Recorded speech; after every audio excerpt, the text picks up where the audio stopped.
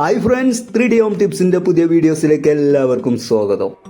നിങ്ങൾ 3D max ഫയലിൽ work ചെയ്തുകൊണ്ടിരിക്കുമ്പോൾ നിങ്ങൾ സ്ക്രീനിൽ കാണുന്ന പോലെ എറർ സംഭവിച്ചിട്ടുണ്ടോ?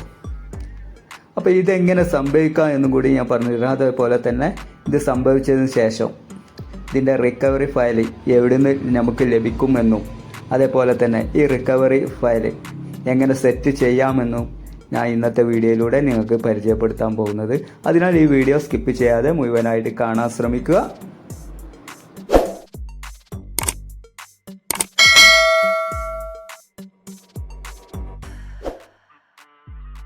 ചാനൽ ഒന്ന് സബ്സ്ക്രൈബ് ചെയ്യാത്തവരുണ്ടെങ്കിൽ ഒന്ന് സബ്സ്ക്രൈബ് ബട്ടൺ ഒന്ന് അമർത്തണേ.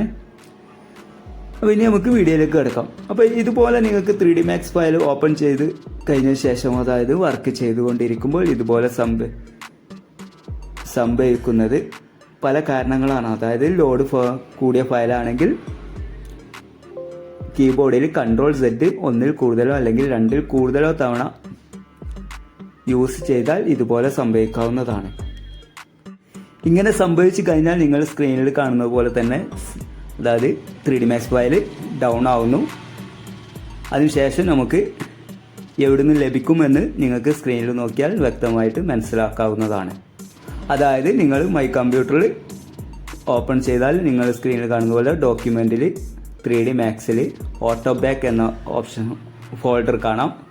ഈ ഫോൾഡർ ഓപ്പൺ ആക്കിയതിന് ശേഷം അവിടെ നിങ്ങൾക്ക് ഒരുപാട് ബാക്കപ്പ് റിക്കവറി ആയ ഫയൽ നിങ്ങൾക്ക് കാണാവുന്നതാണ്. ഇതിൽ നിന്ന് നമുക്ക് നമ്മളുടെ ഫയൽ ഹാങ്ങിങ് ആയ ടൈം നോക്കി നമുക്ക് ഇവിടെ ഫയൽ സെലക്ട് ചെയ്യാവുന്നതാണ്.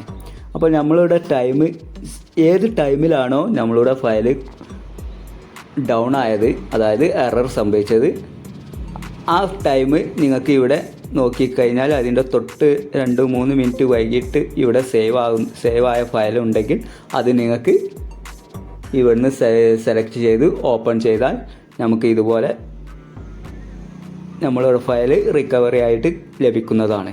അപ്പോൾ അത് നിങ്ങൾക്ക് ക്ലിയർ ആയെന്ന് ഞാൻ വിശ്വസിക്കുന്നു. ഇനി നമുക്ക് ഈ ഓട്ടോ സേവിങ് എങ്ങനെ ക്രിയേറ്റ് ചെയ്യാമെന്നതാണ് നിങ്ങൾക്ക് സ്ക്രീനിലൂടെ ഞാൻ കാണിച്ചു തരുന്നത്. അപ്പോൾ അതിനുള്ള സെറ്റിങ്സ് എവിടെ നിന്ന് കിട്ടുമെന്ന് ചോദിച്ചാൽ, കസ്റ്റമൈസിൽ പ്രിഫറൻസിൽ ഫയൽസിൽ നിങ്ങൾ ഓട്ടോ ബാക്ക് എന്ന ഓപ്ഷൻ നിങ്ങൾക്ക് കാണാം. ഏറ്റവും ലാസ്റ്റായിട്ട് അതിൽ എനബിൾ ക്ലിക്ക് ചെയ്യുക.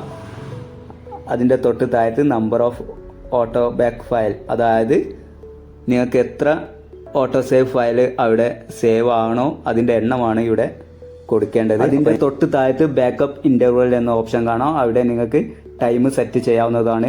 അതായത് ഞാനിവിടെ 5 എന്നാണ് കൊടുത്തത്. അതായത് 5 മിനിറ്റ്, ഓരോ 5 മിനിറ്റിലും എൻ്റെ ഫയൽ ഓട്ടോ സേവ് ഓട്ടോമാറ്റിക്കായിട്ട് ആകുന്നതാണ്. ഇപ്പോൾ കൂടുതൽ ടൈം കൊടുത്താൽ എന്താണ് പ്രശ്നം എന്ന് ചോദിച്ചാൽ, അതായത് അരമണിക്കൂർ ഇടവിട്ട് ഓട്ടോ സേവ് ആകുകയാണെങ്കിൽ നിങ്ങളുടെ ഫയൽ ഇങ്ങനെ എറർ സംഭവിച്ചാൽ അരമണിക്കൂർ മുമ്പത്തെ ഫയലായിരിക്കും നിങ്ങൾക്ക് അവിടെ ലഭിക്കുന്നത്.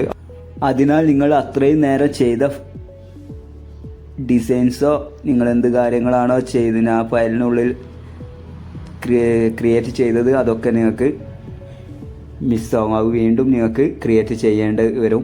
അതിനാൽ നിങ്ങൾ ഈ ടൈം സെറ്റ് ചെയ്യുമ്പോൾ കുറഞ്ഞ ടൈമിൽ, അതായത് 2 മിനിറ്റോ 3 മിനിറ്റോ 5 മിനിറ്റോ, ഏറി വന്നാൽ ഒരു 5 മിനിറ്റിനുള്ളിൽ സേവ് അവിടെ സെറ്റ് ചെയ്ത് വെക്കുക. ഇങ്ങനെ സെറ്റ് ചെയ്തു വെച്ചാൽ നിങ്ങൾക്ക് ഇങ്ങനെ ഇതുപോലെ എറർ സംഭവിച്ചാൽ അതിൻ്റെ തൊട്ട് 2 മിനിറ്റുള്ള ഫയൽ നിങ്ങൾക്ക് ഓട്ടോ ബാക്ക് ഫയലായിട്ട് ലഭിക്കുന്നതാണ്. അതിനാൽ നിങ്ങൾക്ക് കൂടുതൽ നഷ്ടങ്ങളില്ലാതെ നിങ്ങളുടെ വർക്ക് മുന്നോട്ട് പോകാം. ഓക്കെ, അപ്പോൾ ഇതുപോലത്തെ പുതിയ വീഡിയോകൾക്കായി ഈ ചാനൽ ഒന്ന് സബ്സ്ക്രൈബ് ചെയ്ത് പുതിയ വീഡിയോകൾക്കായി വെയിറ്റ് ചെയ്യും. Thanks for watching this video.